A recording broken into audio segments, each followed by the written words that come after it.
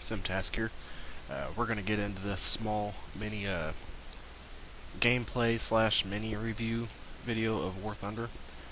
Quickly, I'm going to let you know that if you've ever played World of Tanks, this is pretty much it with airplanes. There is another game called World of Warplanes that the same creators of World of Tanks makes that is in closed beta. I also am currently beta testing. I actually prefer this one better, has a better feel to it. The other one seems a bit stiff. Now, I'm not saying in the near future that all those will be fixed and World of Warplanes will actually become the superior game, but right now, this one's taking it. This one is in open beta. It is available for anyone to play. I'm going to point out a few things here. You start off with 3 fighter planes that are tier 0, and only the 3 garage slots. You can buy 2 more, and then the rest after that cost gold eagles, which gold eagles is the premium currency, as it says up there. The other currency, the silver eagles, is what you earn during your missions. Also, click, this is the plane I normally use. You can get 2 decals on your plane for free. You can get 4 if you have a premium account. I currently have 4 on all my planes. I've got 1 on each wing and the white lightning bolt arrows in each side. You can stretch, rotate the emblems. You get different decals that you unlock as you progress through the game. But me being OCD and a perfectionist, all my planes, I've made them pretty much look the same. They all have the same decals on them. Not counting the decals that's already on the plane, like, these stars. So we're going to go ahead and get into battle. We got arcade battles, which everybody from rank 0 all the way to 20 is welcome. That being said, it seems like it should be a bit unbalanced, with tier 20 planes flying around and you're just starting off. Let me point out right now that any given plane in this game can drop any given other plane in this game with one well-placed shot. Now, if you think about it realistically in a dogfight in between planes, one good machine gun bullet hitting just the right spot on an engine can kill that engine and drop that plane out of the sky. Even if it's a jet, a modern jet versus a plane from 40 years ago, it doesn't matter. Now, the speed difference does play a little bit. There is different armors on planes, of course. The bomber planes seem to be a bit harder to drop. You want to try to aim for their engines. You don't want to just shoot at the back of them and hope you drop them. You can waste a lot of time. And not counting a lot of planes like bombers and even tackers have rear turrets on them. They can just switch to their rear turret and then shoot back at you as you're chasing them. So that's a no-go. You want to try to avoid that as much as possible. Historical battles, as you see, same thing. All ranks are invited. I believe because this game is in beta, that's the reason why, is because there's not enough people to really fill a game. So they allow all the ranks, or I should say tiers, to be invited in on a game, just to get it filled up. But like I said, there isn't too much of an unbalance of people being higher tier. I mean, there is, but it can be a bit frustrating at first, but I've only been playing for 3 days, and I'm now comfortable. My 2 tiers are really good. They have cannon fire on them along with their machine gun, which makes them good at dropping just about every plane. And I have dropped, I don't know what planes I've dropped, but I've dropped numerous amounts of planes in just mere shot or 2. Full real battles. It uses realistic controls. You can't use third person on your plane. You got cockpit view only. Realistic damage. If you bank too hard, the force, you'll get overload on your plane, and the force can literally rip off your wings. You can have blackouts and head rushes, which will cause you to lose control of your pilot and not be able to control your plane. Now, in arcade battles, the head rushes and blackouts do happen, but it only, your screen turns black and it shrinks in on the center of the screen. It doesn't really affect gameplay much. Once you get out of banking real hard, it fades away and you're back to normal, but you can control yourself just fine. So I'm going to go ahead and queue up for battle, because sometimes this can take quite a while. You see there's only 160 players in 5 battles. There is quite a few people in queue right now, so it shouldn't be too bad. What else can I talk about this game? I don't know too much about using bombers and using attackers. Now, you use the key V to switch your view, and some planes have bomber view, where you get a reticule that points down at the ground. So if you're even fighters sometimes have bombs on them. Even if you don't get the bomber view, you still sometimes get the reticule on the ground, and it'll light up red when it's about good on the target that's on the ground. And that being said, there's different gameplays. There's only two right now. There's domination, where there's landing strips that are grayed out, and the team that lands on it for I think 5 seconds captures it, and then the other team loses points, and the first team that hits 0 points loses. Ground strike, which we're currently playing, there's a set number of ground units like tanks, bunkers, which are called pillboxes, armored cars, anti-aircraft artillery, regular artillery, and so on and so forth on the ground. The main objective for the bombers is to take those out. Now, fighters can also take some of the things out that aren't too big. I mean, like armored cars, they can take out the artillery and anti-aircraft artillery they can take out, but tanks and stuff like that, you're wasting your time. Also, some bombers. Your mission is to destroy the enemy's I'm gonna have to turn equipment down and the bases. volume because it's pretty loud here. Let's get it down here. Some of the fighters get bombs. You get ammo types that you can select after you buy them. This is a supplement to help a little bit attack, but not their main objective. Fighters is to take out other planes. So I'm going to go ahead and jump into the plane that I like to use the most. And as you see, I have 5 planes. When one of my planes gets shot down, I get to choose another one of those 4 until I'm out. I don't know how many you can have max in a battle, but I do know that I can use up all my garage that I currently have. So if you pay money and buy more garage slots, you get more planes. I've seen people, if you look on the screen, over here's the deaths, I've seen people up in the deaths of 8, 9, 10, and stuff like that. So that means they have a lot more planes to bring into the battle than I do. I guess that's just a perk of, putting some money into this game. Also, with fighters, you don't want to venture too far away from your pack of your teammates, because once someone starts chasing you, you're pretty screwed. They're stuck behind you, they're staying behind you, and you're not going to be able to lose them very well. So what you want to do is be able to run back to your teammates so they can at least shoot at them and scare them off of you a bit. Sorry, I've got a bit of a cold right now, so I'm going to kind of stop talking. Sometimes my throat's a little bit raw, and I got the sniffles. Now, I'm not going to go and chase too many people. I'm not...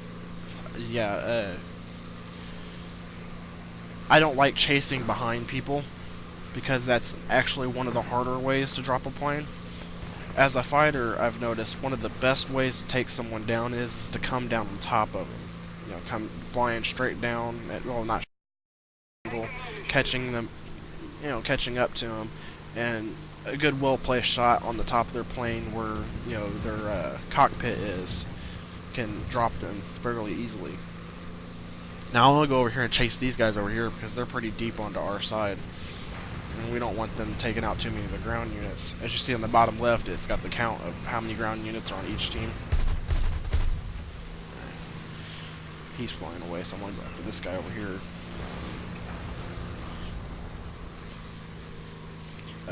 I try to just hit them because you get 2,000 experience bonus for having assists, having the most assists in the game. Which is, I think it's funny that no one else gets it. I mean, I'm sure other people do. I get it all the time. So I don't know if it awards it to other people also, if they've like tied your score, or where it seems to be bugged out a bit. But I seem to get it quite a bit.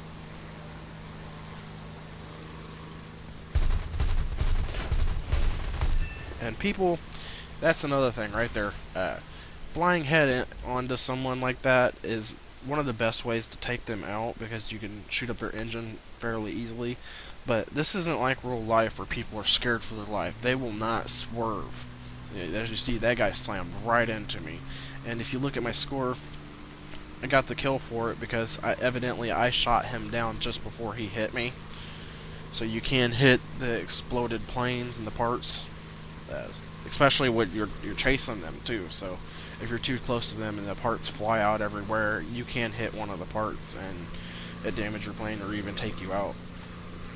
But try to avoid, going straight in on someone like that because never swerve and makes it kind of retarded. Ramming, killing someone by running into them, you don't get the score for it. I don't believe.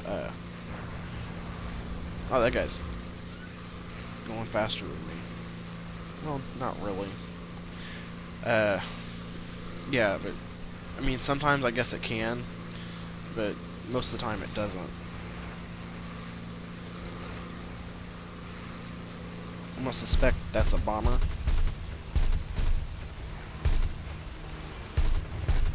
If he's got a rear turret on him, I'm gonna try to stay. Yeah, there we go. If things like bombers, stuff that have rear turrets on them, you want to try to stay a little bit under them. Some of them can aim down, but it's always a little harder to aim down than it is to aim up at people because of the way physics is with speed. Aiming down on people, you have to lead your target in a much odder angle.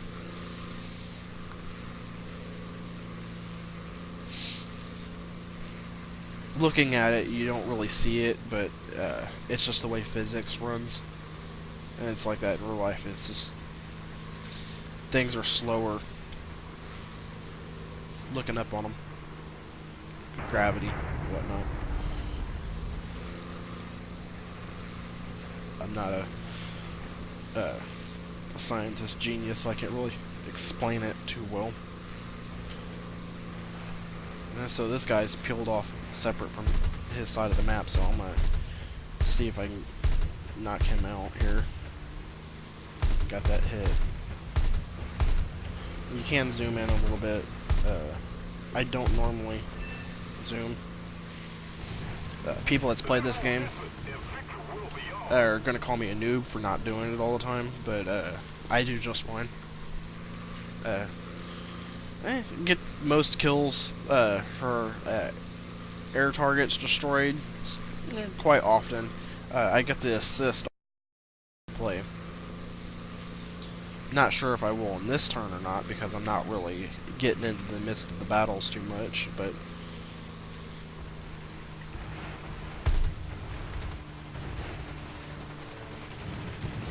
as you see, I already hit this guy. I can go leave him if I would like and go start attacking someone else. But dude,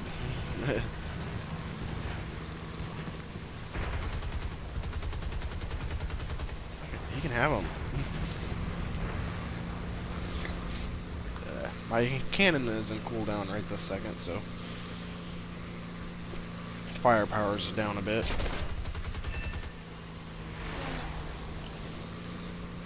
When your plane gets damaged, also like mine, you can actually go and land on your friendly landing strip, and you can actually repair your plane.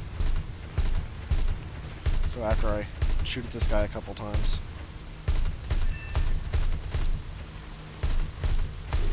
Oh, got him. So I'm going to head to my landing strip, which is over there.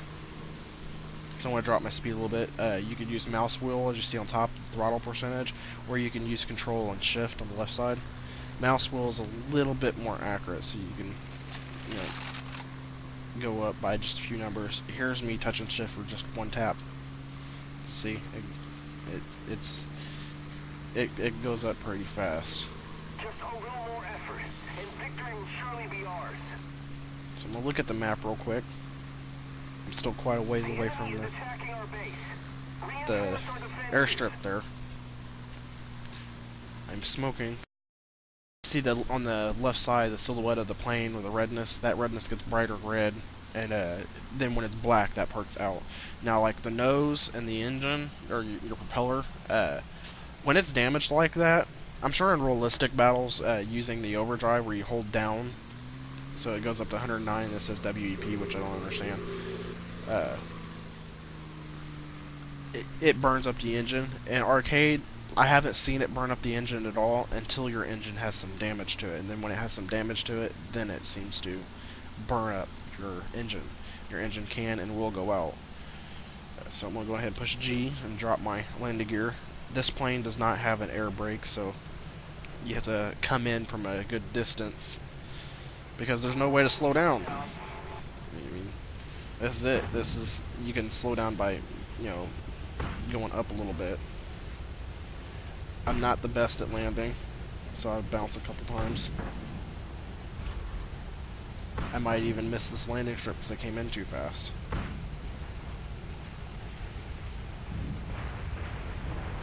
So yeah, it seems like I came in too fast. Plus there's someone chasing me.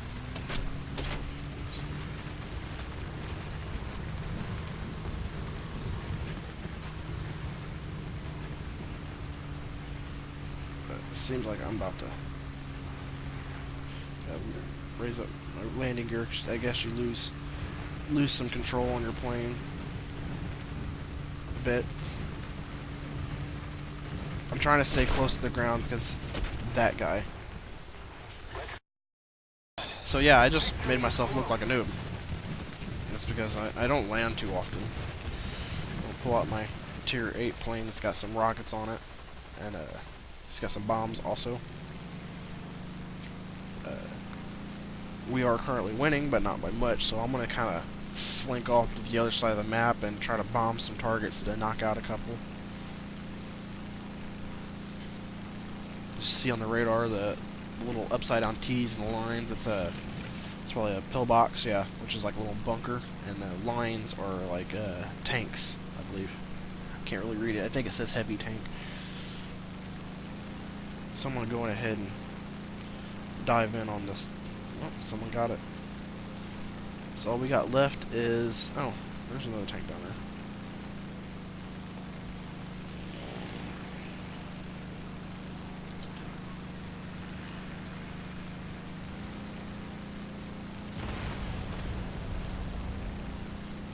So yeah, I got the tank. Other people are going for the pillbox.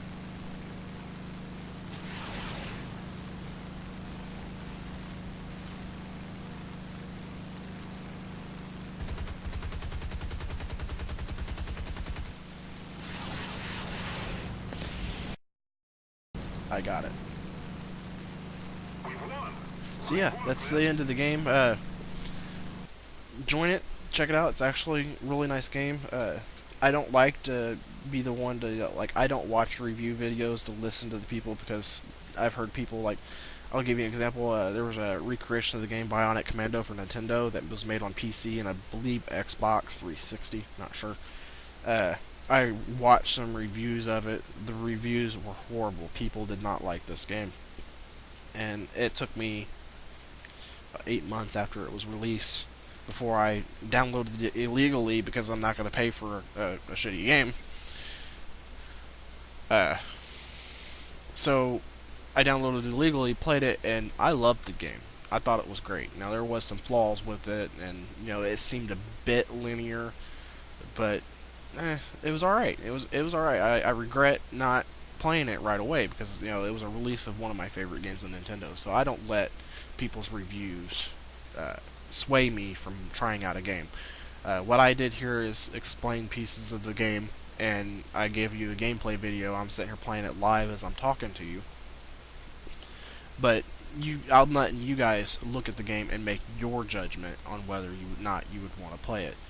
But just my word on it.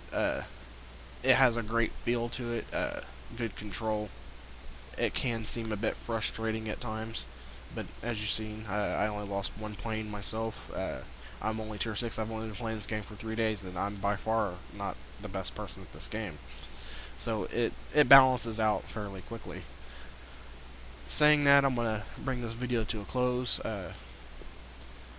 I'm not gonna say like and subscribe to my YouTube. I don't whore my YouTube out because I put videos out there for people to watch. I don't care about having subscribers and all that crap.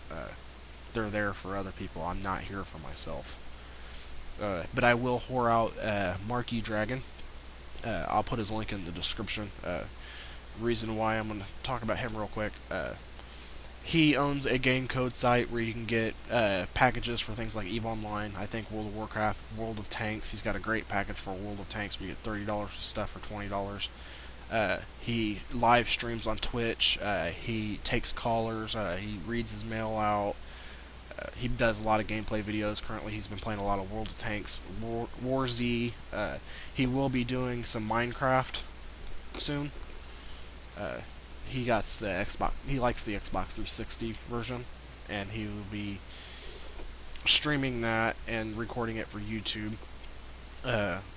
This guy is extremely professional. I mean, he's got professional equipment for his cameras. Everything is high definition. Looks great, multiple angles. He even gives us some nice, fine-looking video and time-lapse video of his lake that's right outside of his window of his office.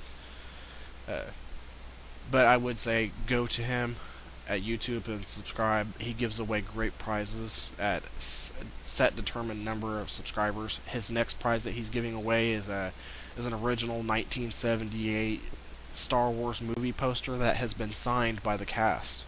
So if you're a Star Wars fan, that is something that you can't just go out and get. I mean, that's extremely rare, and it is probably worth a lot of money.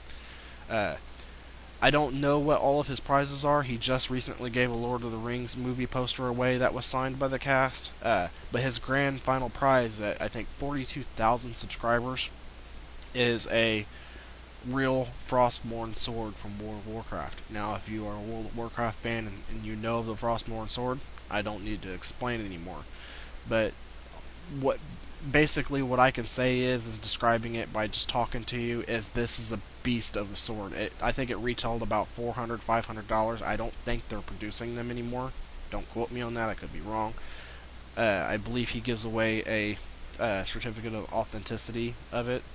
I don't know if it's ever going to be worth anything or not. It does not matter. As a gaming nerd, I didn't even play World of Warcraft that much, but as a gaming nerd, I would love to have that as a trophy hanging on my wall. It is a beast of a sword. It is awesome. Check him out. He's got videos of it on his YouTube.